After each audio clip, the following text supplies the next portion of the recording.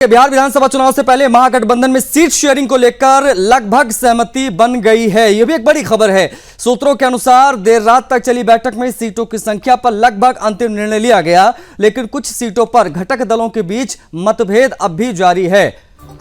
राजद अध्यक्ष लालू यादव और कांग्रेस के शीर्ष नेतृत्व के बीच फोन पर बातचीत की खबरें भी आई हैं और बताया जा रहा है कि कई फंसी सीटों का मसला भी सुलझ गया है। माना जा रहा है कि जल्द ही औपचारिक ऐलान कर दिया जाएगा। सूत्रों के अनुसार महागठबंधन में आरजेडी को 135, कांग्रेस को 55, वीआईपी को 18 और भाकपा वालों को 20, सीपीआई को 6, सीपीएम को 4, जेएमएम को 2, आरएलजेपी को 2 और आईपी गुप्ता को 1 सीट मिलने की संभावनाएं हैं।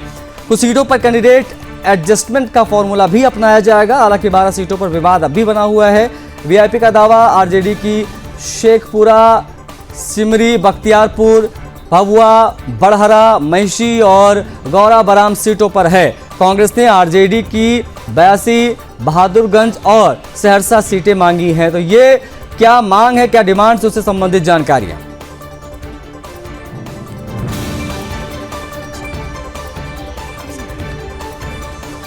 बिहार से हमारे साथ मीनाक्षी कनेक्ट हो गई हैं, हमारे संवाददाता, हम उनसे बातचीत करेंगे। मीनाक्षी, क्या अपडेट्स हैं? पहले राउंड के लिए नामांकन का दौर भी जारी है, लेकिन अभी सीटें फाइनल नहीं हो पाई हैं। मामला महागठबंधन में कहां फंस रहा है कि अब चीजें शॉर्ट आउट हो गई हैं?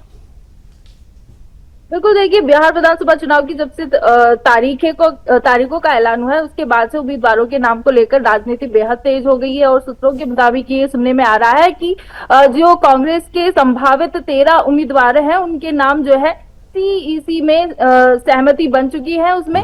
और हालांकि टिकट के बंटवारे को लेकर महागठबंधन और एनडीए के में जो है कुछ समीकरण उलझे हुए भी नजर आ रहे हैं। जैसे कि एनडीए की अगर हम बात करते हैं तो चिराग पासवान की अगर बात करते हैं तो वो सहमत नजर आ रहे हैं बीजेपी के साथ, लेकिन जो उपेंद्र कुशवाहा है और जीतन राम मांझी है वो कहीं ना कहीं नाखुश है, जिसकी वजह से उनको दिल्ली बुलाया गया है और वो दिल्ली जो है पहुंचने वाले हैं। और उपेंद्र कुशवाहा जी ने जो आज स्टेटमेंट दिया है वो उसमें उन्होंने कहा है कि उनकी कोई भी सहमति नहीं है। उन्हें कम से कम 6 सीटों के ऊपर जो है बिहार में सीटें चाहिए अपनी पार्टी के लिए, लेकिन बीजेपी जो है 5 सीटें दे रही है। लेकिन बीजेपी का कहना है कि उपेंद्र कुशवाहा को जो 5 सीटें उन्होंने दी है वो उनकी इच्छा अनुसार, यानी उपेंद्र कुशवाहा जी की इच्छा पर उन्होंने जो है वो 5 सीटें दी है, लेकिन उपेंद्र कुशवाहा जो है वो और सीटों की मांग करते हुए नजर आ रहे हैं और उसमें वो सहमत नहीं नजर आ रहे, इसलिए उनको दिल्ली बुलाया गया। और वही जीतन राम मांझी की भी अगर बात करें, उन्होंने 15 सीटों पर जो है अपनी मांग की है और उससे ज्यादा की नहीं।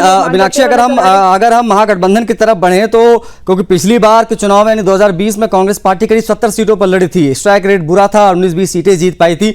इस बार क्या उस बेकार परफॉर्मेंस का असर दिखाई देगा सीट बंटवारे में? कांग्रेस कितनी सीटों पर सिमटती दिख रही है? कितनी सीटें उनको लड़ने के लिए इस महागठबंधन में मिलने जा रही है? किस बात की चर्चा सबसे ज्यादा?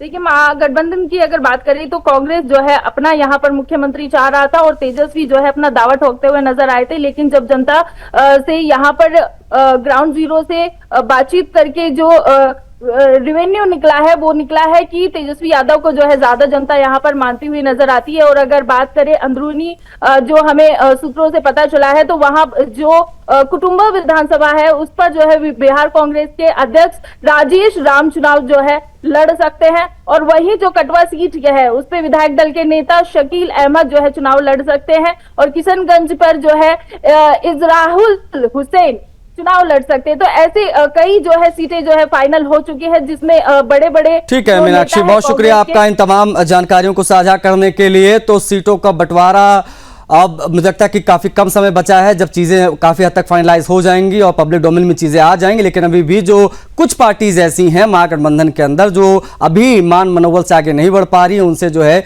चीजों को सेट करने की कोशिश की जा रही ताकि स्पष्ट हो पाए कि कौन कितनी सीटों पर चुनाव लड़ेगा। महागठबंधन हो या एनडीए, दोनों खेमों में अभी भी सीट बंटवारे को लेकर किचकिच जारी है। जो भी अपडेट्स आएंगी वो आप तक पहुंचाएंगे।